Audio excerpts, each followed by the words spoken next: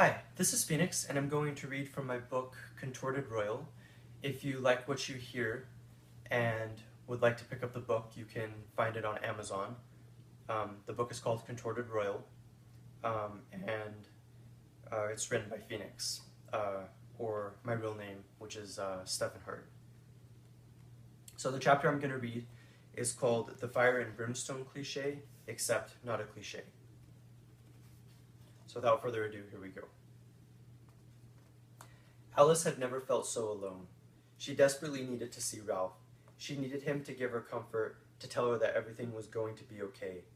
She knew why he couldn't, though, of course, which was because he was busy trying to help the Black Queen. But that didn't mean that Alice didn't need to see him, to at least have some semblance of hope. Any at all. Alice heard God in her head, except God's voice was fractured, splintered, broken, shattered. She heard God here, she heard God there. She heard God speak in two or more different voices that were somehow the same, at the same time. She heard God talking to her in a split way that was causing her to freak out. She'd heard voices before. She'd once thought that she'd heard the voice of Abraham Lincoln, in fact. But that had been nothing. Having God in the head, however, was like having a bomb in the brain. She couldn't explain why, but it was increasing her anxiety, at the very least. It was driving her insane, her mind getting ready to explode with insanity. And the voices, they were so loud. She didn't understand why God needed to speak so loudly. Maybe because he was God, maybe because he wanted to make sure Alice heard every word he said. Whatever the reason, it was no doubt taking its toll on her.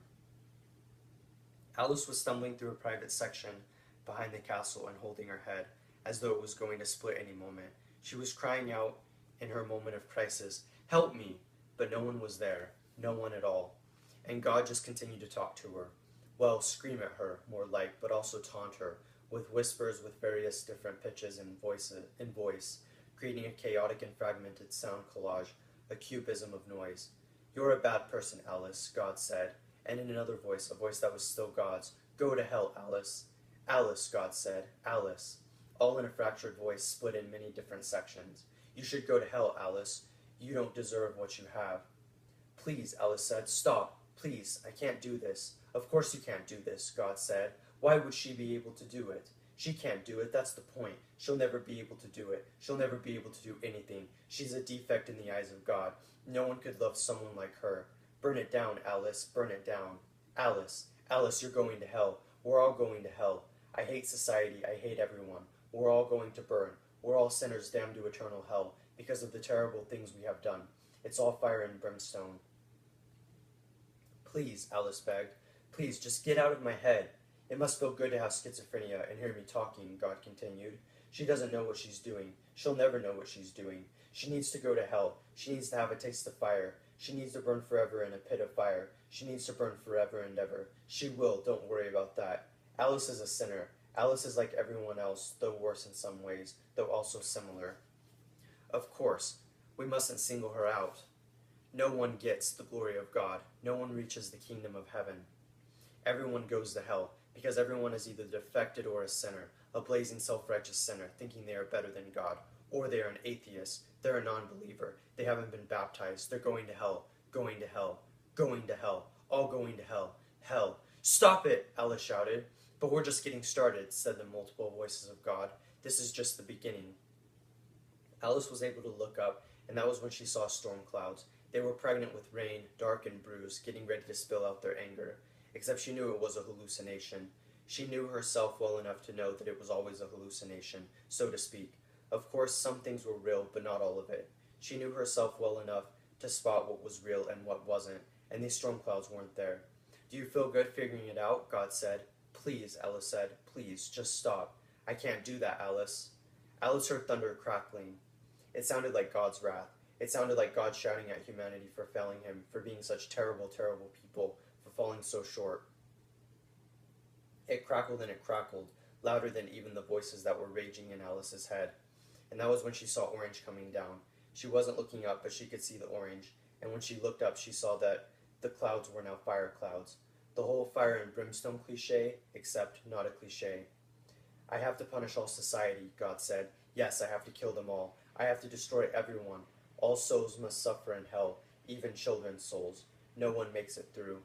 Alice looked up, amazed at the spectacle and very terrified. God was serious about raining down fire, worse than even the flood during Noah's time. She could see the fire swirling around in the clouds, getting ready to fall.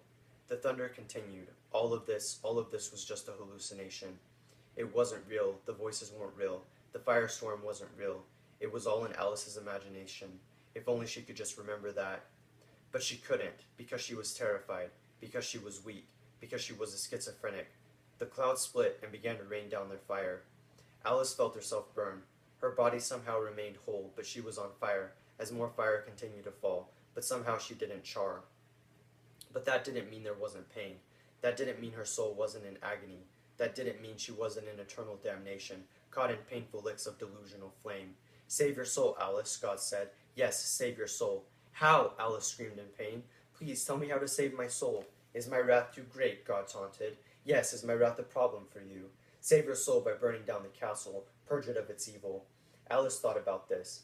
Yes, it made sense somehow. Burn down the source of evil. But no, no. That was a delusion, spurred on by voices. The castle wasn't evil, it didn't need to be cleansed. And she couldn't just burn down the castle. People would get hurt. People were in the castle. That would be terrible to do that. Do it, Alice, or you'll remain in hell, God said. Yes, Alice, save your soul. You need to save your soul, Alice. Yes, save your soul. Okay, Alice said, but she didn't know why she was conceding, except because she was in so much pain and the voices were so loud and fractured, and she was being traumatized. How could her illness be so destructive? Because she knew she wasn't listening to God. She wasn't talking to God. God wasn't like this, was he? No, of course. And God didn't exist anyway, right? No, he didn't. Meaning all of this was delusion and illusion, and she'd do well to stop entertaining. Do it, Alice, God shouted. Do it before I murder you, over and over again. Okay, Alice shouted out. Okay, I surrender to your will. Hallucination, reality. What was the difference? Alice didn't know. She simply looked around and saw that the fire clouds were just rain clouds now. So the storm clouds really had existed. Okay, that had been real. It was raining, and yet Alice held the torch. Somehow the fire didn't go out, even though it was raining. It was time to commit her act of arson. It was time to hurt innocent people. God was angry, God was pissed. God wanted vengeance. God was sick of his creation, he wanted them dead. All of them. As Alice prepared to burn down the castle, she couldn't help but think of the Suicide King and the life he was living now. He was going to hell for all of his terrible deeds. He was going to hell for being adulterous, for doing drugs, for being a liberal artist, for having no conscious conscience. And he was going to hell because he still didn't get that suicide wasn't an option. All who committed suicide to escape their pain went straight to hell. Straight to hell they went. Alice felt tormented by this prospect. Why was the Suicide King going to suffer in hell when he didn't know what he was doing, when he was just trying to drown the pain, pain that God refused to take away? Because you're all sinners, God said, because I hate all of you, because it's time to burn down this wretched castle. Save your soul, Alice. Yes, save your soul. Alice took the torch and lit it on the grass. Despite the rain, it caught fire. The fire began to spread, catching walls on fire. What have I done? Alice said, knowing this wouldn't end well. Why are you doing this to me? Save your soul, Alice. Yes, save your soul. Please forgive me for my crimes, Alice said. Forgive me for what I am doing. Absolve me of my sins. Save your soul, Alice. Yes, save your soul. Alice watched as the castle began to burn. That was when she sensed someone was watching her. She turned and saw Bishop standing in the shadows, but she could see his smile. He was very pleased. Somehow he was happy. And then he disappeared like a shadow. Alice watched as the fire continued to blaze. They were going to get it. They were going to burn. The fire and brimstone cliché, not a cliché in the slightest, not even close. They all deserved to suffer. They all deserved eternal damnation. She was cleansing the kingdom. She was killing innocent people. She was a murderer. The fire continued to spread, and Alice fell on her knees in distress. She asked herself, why is this happening? But couldn't get the words out. Save your soul, God said. Yes, save your soul. But Alice didn't want to save her soul. Alice didn't care what happened to her. Alice didn't care if she suffered for all eternity in hell. She just didn't want to hurt anyone. No one at all. She just wanted to be a good person. Yes, her mind was split, fractured, broken, but she still just wanted to be a good person. Yes, she was considered a defect by all. Yes, everyone hated her. They thought she was hideous. Her mind was terribly diseased and ugly, but she couldn't let that stop her from just being a good person. It was like prayer, though not quite. And it was somehow working because she saw that the fire was retracting itself. The fire was disappearing. It wasn't long before it was completely gone. Reality, fantasy. the lines so blurred. She just didn't know what was real. Maybe she had never started the fire. Yes, that had to have been it. She had been saved by her hallucination. And yet, hadn't she really held a flame? Yes and no. That was death's mirror. Bishop was going to hate her for not succeeding in burning down the castle. She already felt his rage, but God had gone silent, and for now Alice was safe. She hadn't done anything bad because of her illness yet. Not yet. Thankfully not yet. But Death's mirror was recording it all, watching it all, waiting for the moment to strike again, which would happen soon enough. It would happen eventually, and Alice wouldn't be able to handle her brain breaking apart again. But Death's mirror was God, and God was Death's mirror. God was anger, God was vengeance, and God, he never lost. The fire and brimstone cliche, not at all a cliche. Again, this is Phoenix, and this was a chapter from my novel, Contorted Royal. I hope you enjoyed what you heard, and yeah, this is Phoenix again, and thank you.